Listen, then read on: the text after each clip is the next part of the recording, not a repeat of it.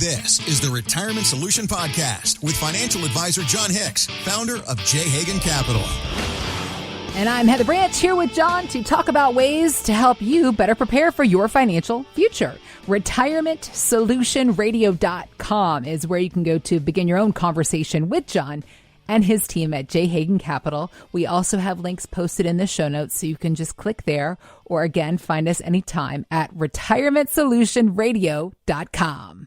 Jon, you were brought up right. You know the idea of you've got good manners. You're very polite and chivalrous and all those things. Yeah, I had to learn etiquette. There's no question about that. You couldn't be in my father or his parents' household and not know which fork to use. There it is.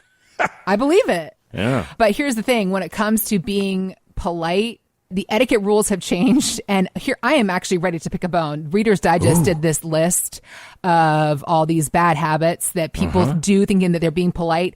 My number one biggest pet peeve, you know, when you pull up to a four-way stop sign and the person to the right of you who legally has the right of way starts flagging people through, waving on their aggravating thing in the world. It screws up everything. Everything. You're messing the whole thing up. When people start just doing their own, whatever they want to do. They think they're being polite, waving you through. You are not. You're helping nobody.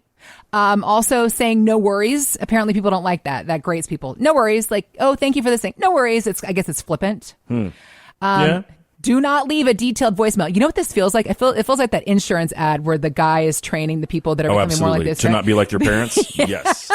Yes. I mean, it was funny, though. So don't leave a detailed voicemail. See, I don't know how often I get voicemails. But to me, what's worse than the long, detailed voicemail is a 12-paragraph email. I'll tell you right there, if you're a client and you're out there, if you ever send me more than like 4 sentences, my staff reads it. I don't have time to get that granular on whatever's going on. It's just how life is. I just don't have that kind of time. Another one on this list, sharing a lot of personal information right away. It kind of goes in that vein. It's like, whoa. Yeah. Ladies and gentlemen, please take some of these etiquette modifications into the holiday season and know that you're doing no favors by sending 12-paragraph emails or flagging people through stop signs, no matter what your gut might be telling you. All right, so the whole notion about defying what your gut may be telling you. Yes. Let's continue on the conversation of counterintuitive, not necessarily behavior, but things that we're hearing when it comes to our finances.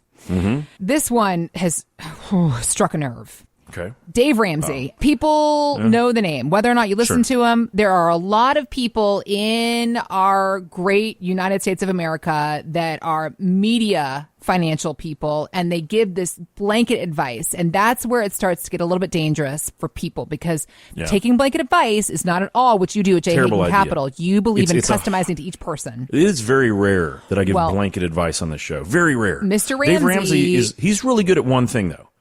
Individual personal debt finances. It's very specific. It's almost exactly like Susie Orman. Okay. Like, hey, don't create a whole bunch of debt and have a bunch of credit cards. You know, just live within your means. If you synthesized his 87 books and his 6-hour soliloquy on his radio show or wherever it is, it comes down to, hey, just don't spend money you don't got. Well, I mean, it almost comes down that simply. It doesn't. To what he recently said, Jon, this is what I wanted to point. Recently, he said, this is what he said on his radio program.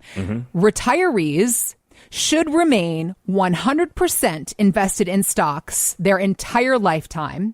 What? And withdraw 8% of the portfolio per year and do all of this with no worries. That is ridiculous. Let's do some of the math. No, let's make certain that I just go ahead and let everyone know that is the dumbest thing I have ever heard, simply because I can count and I know history. Right. Those are horrible ideas. Is he really giving that? I think he should be sanctioned by the Security and Exchange Commission.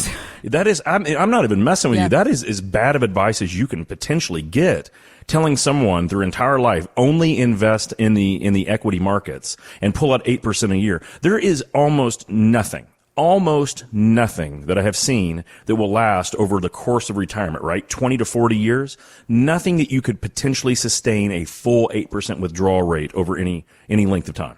There's just no way. Right. That's horrible advice. There's also lots of variables that we need to consider in this space. So financial author David McKnight, he is saying, he's right there with you, John. He's saying Ramsey is basing all of this on unrealistic annual market returns of nearly 12%, and that doesn't consider volatility. So here is what Mr. McKnight said. In other words, just because you average 11.8% per year, if that's even possible, doesn't mean that you'll be getting precisely that result each and every year. And as it turns out, the order in which you experience returns in retirement is one of the biggest keys in determining whether your retirement assets will last through life expectancy. This is why economists and financial experts in academia are so opposed to willy-nilly haphazard approaches to sustainable distribution rates in retirement, because unduly high withdrawal rates can easily bankrupt you years in advance of life expectancy, and at that point you'll have to eke out an existence subsisting on Social Security alone. He said a lot of words. Right. There's so many different paths we could go here with this conversation, John. All I'd say is he said a lot of words. Yeah.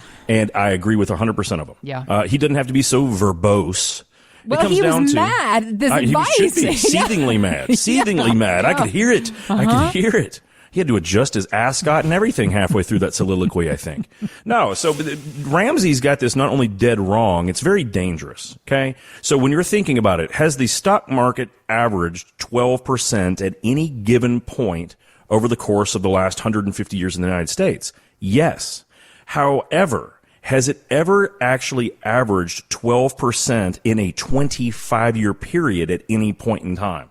And ladies and gentlemen, the answer to that is absolutely not. It is not. Mm-hmm. If you look at the most recent 25 years, the United States S&P 500 has averaged 6.91%.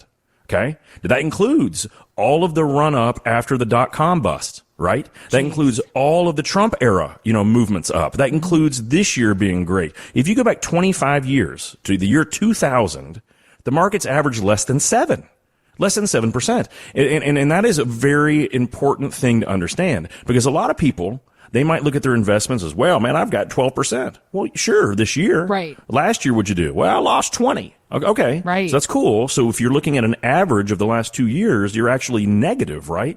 Well, yeah, if you look at it like that, well, that's how you have to look at it, right? Mm-hmm. So you have to look at a full body of work, because retirement is not, hopefully for most of us, it's not just going to be a couple years. It's not going to be just a 5-year stint. Right. Hopefully for most of us, we're going to hopefully be in retirement for 20, 25, 30 years. And if you only invest in equity markets, that's how you run out very quickly. Mm-hmm. You run out of money very quickly. As a matter of fact, if you were unlucky, and let's assume that you had your money in the entire.com boom. Yeah. Okay? Yeah. Let's assume that you had your money in, let's say you had $2 million in the market by the time that the dot-com boom, it all happened. Mm-hmm. And you decided that you were going to retire because, man, you got $2 million in 1999. Mm-hmm. $2 million. That is a ton of money. Even if you only pulled out 4% a year, that would give you $80,000 a year. Plus, you'd have Social Security. What a great life. Yeah. But because you've been averaging at that point in time, probably 10 to 12. Unfortunately, what happened in the year 2000? Well, unfortunately, the stock market decided that maybe it didn't need to make things like petrocks.com, didn't need to make those CEOs multi-millionaires or billionaires. Instead, it started going down, and it went down, ladies and gentlemen, for 3 straight years. The market cut in half. It went down 56%. The S&P 500 went down 56% from peak to trough. Now, that was not only just a 1-year smash in the mouth. Like last year, at least right now, was a 1-year smash in the mouth. This year, it's rebounded, right? Yeah. But if you look at 2000, 2001, and 2002, if you were to try to gut that out, you were to try to ride that sucker out, you were at some point in time down almost, your $2 million was going to be worth slightly less than $1 million. But what if you were pulling money out? Well, ladies and gentlemen, you never got back. You never were able to get back. Because if you lose 50% of your money and you gain 50% the very next year, are you back to even? No, you're not. And let's do the math on that. Let's say you have $100 and you lose half. Mm-hmm. Now you have $50. Right. Now that $50 goes up 50%. Do you have $100? Nope. No, you've only got $75. Yep. As a matter of fact, you have to come back 100% to get back a 50% loss. And that is the biggest fallacy of being able to put your money in equities only for retirement and pull an income from it. As a matter of fact, it's absolute lunacy, and no one should ever consider doing that unless you know darn well that you have a great chance of running out of money. That's the only reason you should do it. And I don't think that that's still a good decision. No. It's a pretty poor one. Yep. Does that mean that you shouldn't have a lot of equities in your portfolio if you have a risk tolerance?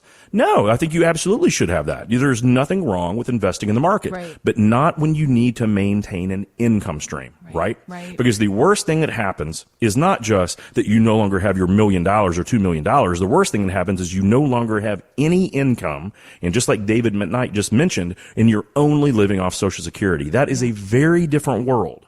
Living off of 30 or 40 or 50 grand that you get from Social Security versus thinking you're going to live off of $150,000 to $200,000 a year, right? Yep. None of us when we're planning on retirement have anywhere on that list the desire to live in a refrigerator box down by the river. Not a single one of us. So let's don't make dumb decisions and cause us to have to consider those options, right?